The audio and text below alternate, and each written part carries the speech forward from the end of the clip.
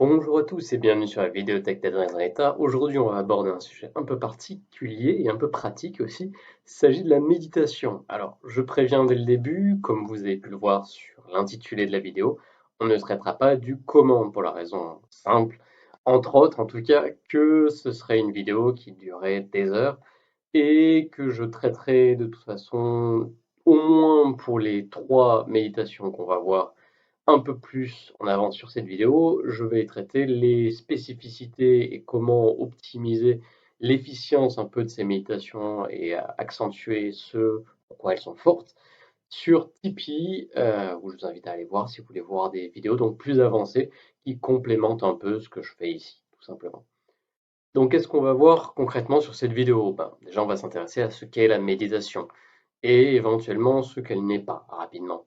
Et puis, on va aussi évidemment répondre aux trois questions que je pose sur ce genre de vidéos qui sont pour qui est la méditation ou les méditations, pourquoi ça sert, à quoi ça sert exactement, et finalement pourquoi c'est efficace à ça. Et on verra aussi spécifiquement dans cette vidéo trois types de méditations très différentes que peut-être vous ne pensiez pas que c'était des méditations à la base, mais c'est aussi pour illustrer la diversité de possibilités que la méditation apporte. Et enfin, bah, on va conclure sur concrètement quelques points, au moins deux points qui sont importants à prendre en compte lorsqu'on fait des méditations, quelle qu'en soit la forme ou quel qu'en soit l'objectif. Qu'est-ce que la méditation? La méditation, c'est avant tout, contrairement à beaucoup d'idées reçues, un exercice essentiellement pour la plus grande majorité des méditations, un exercice énergétique et non pas spirituel. C'est souvent quelque chose qui est confondu et à tort parce que les résultats seront des résultats de type énergétique et non pas de type spirituel. On verra cette différence qui est importante dans une autre vidéo. Le but donc de la méditation, c'est avant tout de focaliser l'énergie, dont l'attention, dans certaines zones, non pas nécessairement le crâne, mais parfois d'autres zones, comme on va pouvoir le voir dans les exemples que je vais citer un peu plus loin. Le but est donc de nourrir ces zones afin de les développer, afin de les équilibrer, afin de les harmoniser avec le reste du corps, ou afin de les guérir s'ils ont besoin d'être guéris, ou de les nettoyer. Bref, ça n'a aucune importance en termes énergétiques, puisque lorsque vous allez diriger tout simplement une énergie dans un endroit, eh ben, c'est un peu comme si vous gonflez un muscle. Donc, ben, quand vous gonflez un muscle, le sang va nourrir le muscle et forcément le muscle va gagner en force, va gagner en masse et va aussi bénéficier de ce que le sang apporte, c'est-à-dire les nutriments et l'attention que le corps aurait besoin de placer à cet endroit. Donc, évidemment, sauf si on force la chose et qu'on détruit le muscle, et ben, nourrir le muscle, ça permet aussi de participer à son fonctionnement global de manière efficace et en coordination avec le cerveau. C'est important aussi de comprendre que la méditation suit ou ne suit pas une structure particulière et est silencieuse ou ne l'est pas du tout. C'est-à-dire qu'une méditation se trouve dans autant de formes et de packages que, que l'on peut imaginer entre guillemets qui correspondent peut-être à certains individus et pas à d'autres. Ce qui est important, c'est on va dire l'intention qu'il y a derrière la méditation et surtout la cohérence de l'exécution. Par exemple, si votre intention derrière une méditation, c'est de recevoir un certain degré de guidance interne et de prendre contact avec des guides intérieurs, disons, et ben si vous faites une méditation basée sur des mantras, on va dire que l'écoute, elle risque pas d'être favorisée dans ce cas-là. Donc même si on a affaire à une méditation qui peut être cohérente dans un but particulier, là, ça manquera de cohérence avec votre intention et il y a de bonnes chances que vous ayez de meilleurs résultats avec une autre type de méditation. Ou peut-être que votre situation actuelle, qui vous êtes ou l'environnement dans lequel vous êtes, ne correspond pas nécessairement à un type de méditation particulière. Peut-être qu'une méditation trop rigide en termes positionnels, comme par exemple la méditation zen qu'on va voir un peu plus bas, eh ben, c'est peut-être pas la meilleure des méditations à adopter de manière stricte si vous êtes en déplacement souvent ou si vous n'avez pas nécessairement la possibilité de l'immobilité physique là, dans l'instant présent, où vous avez envie ou besoin de méditer. Donc, c'est important aussi de garder une certaine forme de cohérence vis-à-vis non seulement de vous, mais de votre environnement, de votre d'intégrité dans la structure de votre pratique, tout simplement. Donc c'est important, c'est un peu le point qui est résultant de ça, c'est que c'est très très important de comprendre que toutes les méditations ne correspondent pas à tous les individus et que si une méditation ne vous va pas à vous à un instant donné, eh ben, peut-être qu'elle vous ira plus tard ou peut-être qu'elle ira à un autre individu et que il n'existe pas vraiment de prêt-à-porter en termes de méditation et même si au départ vous pouvez prendre une forme prêt-à-porter, cette forme-là est amenée inévitablement à évoluer avec vous, avec le temps et avec votre propre évolution. Finalement s'adresse la méditation. Parce que même s'il y a beaucoup de formes, est-ce que c'est vraiment quelque chose de totalement universel? Non. En l'occurrence, la méditation est à la fois quelque chose, un exercice très très important, comme on va le voir en conclusion, mais c'est important aussi de comprendre que c'est accessible à tous ceux qui peuvent le faire. On va dire, en soi, ça semble pas très compliqué, mais j'insiste bien sur le fait qu'ils peuvent, dans le sens le plus large possible, c'est-à-dire qui ont une certaine envie de le faire. Si vous vous forcez à méditer, c'est sans doute la chose la plus contre-productive possible dans un aspect méditatif. On ne peut pas se forcer à méditer, c'est quelque chose qui doit venir d'une forme de d'intention première. On ne force pas la conscience à s'étendre, on l'invite et on lui fait une place. Si vous forcez quelque chose, vous allez directement activer le mental. La méditation est l'exercice principal, on va dire, et le plus courant, peut-être le plus universel, pour aller au-delà du mental. Donc en fait, c'est comme si vous essayiez de sortir de votre maison, mais en restant derrière la porte dans votre maison et sans jamais passer le mur. Eh bien, il y a de bonnes chances que vous sortiez jamais de chez vous, si vous mettez cette limite-là.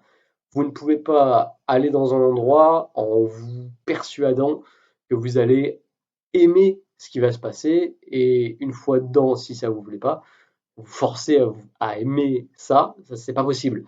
Ou vous aimez quelque chose ou vous n'aimez pas quelque chose. Vous pouvez vous persuader du contraire, mais ça ne changera rien le fait que vous passerez une mauvaise expérience ou vous passerez une bonne expérience. La méditation fonctionne un peu sur ce principe-là. Si vous méditez, vous n'avez pas à vous forcer à méditer. Et vous ne pouvez pas vous forcer à méditer. C'est quelque chose qui est là ou qui n'est pas là. Donc bien sûr, ça ne veut pas dire que votre qualité de méditation sera la même au début de votre pratique et à la fin de votre pratique, ou en tout cas au cours de votre pratique. Évidemment, au plus vous allez méditer, au mieux ce sera, mais le point d'entrée sera toujours le même et de manière universelle, ben, c'est où vous en avez envie et vous le faites, ou vous n'avez pas envie et ce ne sera pas pour vous, quoi qu'il en soit, d'une manière générale. Hein. Donc en ça, c'est très différent du yoga, c'est-à-dire que le yoga, je parle de la version occidentale évidemment, si vous avez vu ma vidéo, le yoga, la pratique du yoga, vous pouvez plus ou moins vous chauffer à la pratique. Et bon, si vous n'en avez pas envie, vous pouvez vous donner un coup de pied aux fesses, entre guillemets, et au fil du temps, voilà, vous allez vous réchauffer à la pratique. Mais la méditation, non. Si vous pensez évoluer en termes méditatifs en vous donnant des coups, ça ne marchera jamais, tout simplement, quelle qu'en soit la forme. Alors, pourquoi est la méditation? À quoi elle sert? Basiquement, tout. Puisqu'il existe autant de formes de méditation qu'il est quasiment possible d'imaginer, c'est un outil très très très très vaste et très puissant sur bien des termes. Alors bien sûr, quel est vraiment l'objectif principal et le plus général de la méditation? C'est tout simplement pour retrouver et renouer contact avec des parties de vous-même que vous aviez oubliées qui existaient et aussi pour en explorer de nouvelles, pour en gagner la maîtrise également. C'est-à-dire que c'est avant tout un outil qui va servir à éclairer des zones qui peut-être pourraient bénéficier à l'être, à gagner conscience sur des aspects de vous qui sont souvent non mentalisables ou non rationalisables, donc non explicables souvent. C'est aussi quelque chose, la méditation, qui est très très utile, voire primordial, voire absolument non substituable pour actualiser et incarner les informations que vous avez accumulées au fil d'une période, qu'elle soit longue ou courte. C'est un peu la défragmentation intérieure de votre PC intime, on va dire. Et ça permet aussi, de manière globale, la méditation, de favoriser une meilleure circulation de l'énergie et de l'information, tout particulièrement, entre votre cerveau et votre vie, en plus de votre corps. C'est-à-dire que c'est la meilleure façon, au fil du temps, de clarifier cette circulation, de la rendre aussi transversale qu'elle est horizontale, et de permettre une fluidité, tout simplement. C'est-à-dire, c'est un peu ce qu'on pourrait, ça revient un peu avec la défragmentation que j'ai utilisée comme image tout à l'heure, mais c'est nettoyer la rivière de tous les branchages qu'il y a au milieu et qui empêchent le flot naturel de la chose. Donc, ça permet une harmonie plus globale et quelque chose qui permet tout simplement de faire un pont plus solide entre votre inconscient et votre conscient, tout simplement, et surtout son utilisation et sa mobilisation toujours plus harmonieuse avec votre environnement et votre intérieur. Alors pourquoi ça marche concrètement?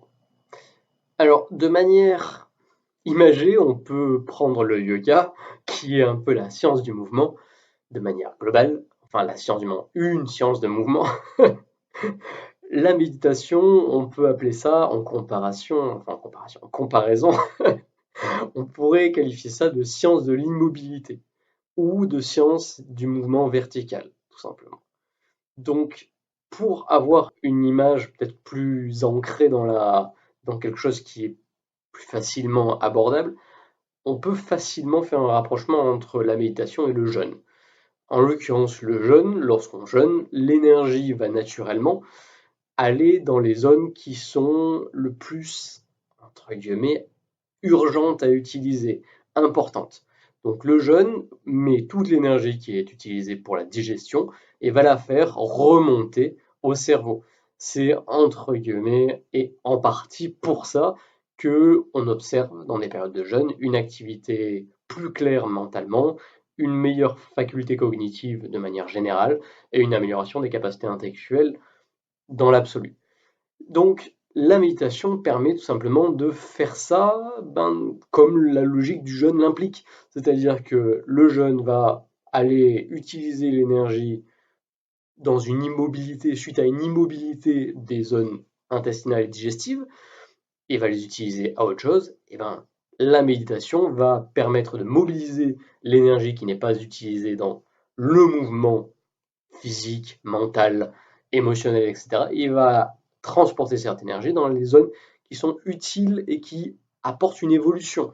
Parce que l'évolution, n'étant pas une fonction, entre guillemets, urgente dans le fonctionnement global de votre corps et de votre vie, c'est une fonction qui va être utilisée dans le background, lorsqu'il y aura pas de choses plus intéressantes à faire, ou en tout cas plus importantes à faire dans le moment présent. Donc l'immobilité est une des meilleures façons de dire à votre corps, ok, là il n'y a rien à faire, il est temps d'évoluer. Il est temps que toute l'énergie que j'utilise à ne rien faire, entre guillemets, soit activée pour évoluer ce qui a besoin d'être évolué, pour gagner en efficience, pour gagner en clarté intérieure, pour ranger ce qui a besoin de l'être, etc., etc., etc. Donc c'est essentiellement pour ça que la méditation est aussi efficace et sert aussi bien à faire ce qu'elle sait faire le mieux. Pour mieux illustrer exactement à quoi peut correspondre une méditation et la diversité un peu des formes, je vais tout simplement prendre trois grandes formes de méditation qui sont très connues, qui sont la méditation zen, donc basée essentiellement sur une forme structurelle et très immobile et très fixée du corps, sur une posture, avec en plus un mudra, donc c'est-à-dire une position des mains, même si les mudras sont aussi des positions du corps, mais là on parle vraiment de la position du main, et sur un ensemble assez holistique, on va dire, autant basé sur l'attention que sur la respiration, même si c'est la respiration, là en l'occurrence c'est loin d'être la focalisation, mais le système de la méditation zen, qui est un système intégré en soi, un peu comme le yoga l'est dans une forme un peu plus large, c'est quelque chose qui va viser essentiellement la canalisation et la focalisation de l'énergie dans le sommet du crâne et sur la dissipation des illusions. Alors qu'est-ce que c'est la dissipation des illusions? C'est tout simplement la capacité de conscientisation passive des choses qui nous entourent et de ce qui se passe à l'intérieur. Conscientisation passive, c'est-à-dire non explicable. Vous n'allez pas être capable de comprendre mieux ou de rationaliser mieux les choses, mais intérieurement, votre processus va être beaucoup plus adepte et va évoluer dans une direction de meilleure prise en compte de l'information de manière passive. Ensuite, l'autre forme de méditation que je vais citer, c'est une forme que l'on ne considère pas nécessairement toujours comme une méditation, mais qui en est totalement une. C'est une forme modifiée de conscience, un état modifié de conscience. C'est la prière, tout simplement. Donc la prière, c'est une forme de méditation qui va non pas baser la focalisation de son énergie sur le sommet du crâne, mais sur le cœur. C'est-à-dire cette zone thoracique, on va dire, cette zone pectorale qui va être source essentiellement de nourrissement du cœur, autant énergétique que physique, et qui va se focaliser, contrairement donc à la méditation zen, sur un aspect plus universel de votre être et sur un aspect central. C'est une des meilleures, les plus, on va dire, c'est la forme de méditation sans doute qui est la plus universelle et qui permet de la meilleure façon de retrouver son centre et de faire fonctionner les choses de la manière la plus équilibrée et harmonieuse possible, tout simplement. La dernière forme de méditation, c'est tout simplement manger en conscience. Manger en conscience, c'est-à-dire manger en silence, manger avec soi et manger en prenant conscience de chacune des bouchées qu'on fait et de chacune des mastications et être là avec sa nourriture. Mettre de la conscience et de l'intention dans ses actes de physiquement, de ce nourrissage physique.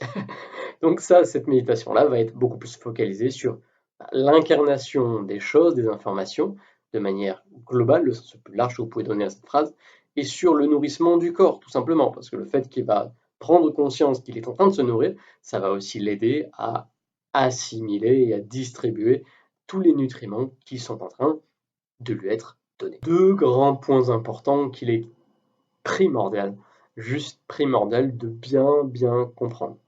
Le premier est peut-être plus important techniquement que le second, mais les deux sont quand même significatifs. Le premier point à comprendre, c'est qu'il est parfaitement illusoire d'imaginer être capable de progresser de manière définitive sur un chemin d'évolution, quelle qu'en soit la forme, quel qu'en soit le focus, quels qu'en soient les tenants et aboutissants, sans méditation. La méditation est un passage absolument obligatoire, même si vous êtes dans un cas où vous ne pouvez pas, où vous n'êtes pas dans une optique de, on va dire, de capacité de faire de la méditation, même si ce n'est pas quelque chose sur lequel vous êtes un minimum attiré ou intéressé, inévitablement, si vous voulez évoluer, quelle qu'en soit la zone d'évolution, la méditation est, est quelque chose sur lequel vous ne pouvez pas faire l'impasse, tout simplement. Simplement de par le fait physiquement que votre cerveau a besoin d'être alimenté pour prendre en compte les évolutions et que en dehors de ça, il ira dans une direction qui n'est pas celle de votre évolution. Il ne sera, c'est un peu comme si il ira dans une direction que votre corps ne choisira pas nécessairement.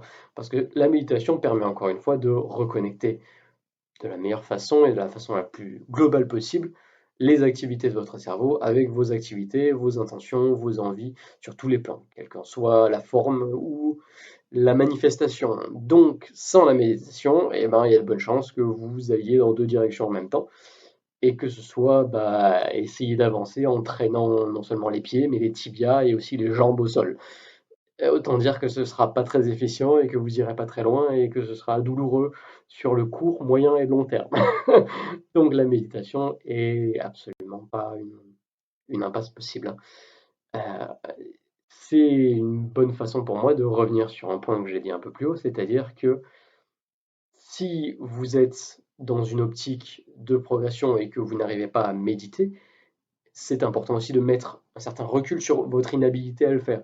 C'est-à-dire que si vous n'arrivez pas à méditer 30 minutes par jour, c'est normal, au moins au début.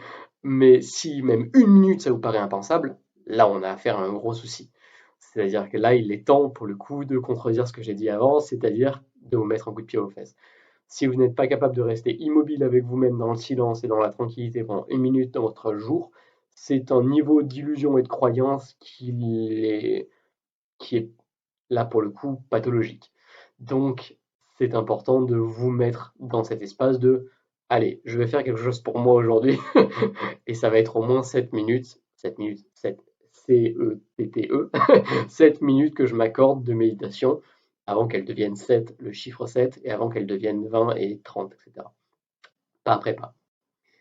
Et ensuite, c'est important de comprendre, même si c'est plus ou moins impliqué par ce qu'on a dit avant, que le jeûne est un excellent compagnon à la méditation et que vous pouvez, en jeûnant et en méditant à jeun, avoir des effets bien meilleurs, bien plus faciles, bien plus rapides, puisque naturellement l'énergie va aller directement vers le haut, donc c'est plus facile de méditer de manière générale quand elle va déjà dans une direction qui est favorable à la méditation, quelle qu'elle soit au final. C'est-à-dire que même la méditation en mangeant, du coup, ça ne correspond pas nécessairement à ça, mais des méditations qui vont aller vers l'incarnation des choses, c'est en aucun cas un désavantage d'avoir naturellement un flow ascendant vers le cerveau, puisque c'est quand même ce qui va être mobilisé dans la méditation en règle générale. Une vraie exploration de la méditation, qu'est-ce qu'on peut dire sur cet exercice? C'est sans doute un des exercices les plus efficaces et les plus puissants que vous pouviez espérer avoir entre vos mains, et il est à votre disposition dès aujourd'hui et dès hier et dès demain, et il est tout le temps là, et peu importe la situation dans laquelle vous êtes, vous avez une méditation qui est pour vous quelque part. Le tout, c'est effectivement de la trouver entre guillemets ou de la laisser se présenter à vous d'une manière ou d'une autre, mais paradoxalement, ou pas paradoxalement du tout, c'est aussi le principe de la méditation, et c'est aussi ce qui permet de progresser dans la méditation, d'arriver à découvrir ce qu'est la méditation, puisque la méditation permet aussi de se faire une perpétuelle redécouverte de l'exercice lui-même. Donc, c'est à vous d'avoir l'intention de progresser et d'évoluer et de bien comprendre que la méditation est quelque chose qui est nécessaire à votre équilibre général. C'est aussi nécessaire la méditation que votre alimentation physique. La méditation est l'alimentation de zones qui ne sont pas nécessairement strictement physiques, y compris celles de vos neurones et de vos synapses. Et c'est ce qui permet de manière la plus absolue, la plus sécurisée, on va dire, de progresser en tant qu'être humain et d'installer un progrès stable et sérieux, quelle que soit la direction dans laquelle vous allez. Donc, s'il y a un point à retenir de cette vidéo, c'est que la méditation, c'est pour vous aussi longtemps que vous laissez l'être pour vous et que vous accentuez votre intention là-dessus. Et c'est quelque chose qui est en aucun cas dispensable sur un chemin de développement personnel. Merci d'avoir regardé cette vidéo, j'espère qu'elle vous aura apporté quelque chose. Et si ça a été le cas, je vous invite à mettre un pouce en l'air, à vous abonner à ma vidéothèque, à partager la vidéo, à commenter et peut-être à aller voir sur Tipeee si vous avez envie de supporter mon travail ou d'aller voir des vidéos de niveau un peu supérieur, on va dire. Quoi qu'il en soit, je vous invite à me retrouver sur une prochaine vidéo et en attendant, que l'amour soit votre guide.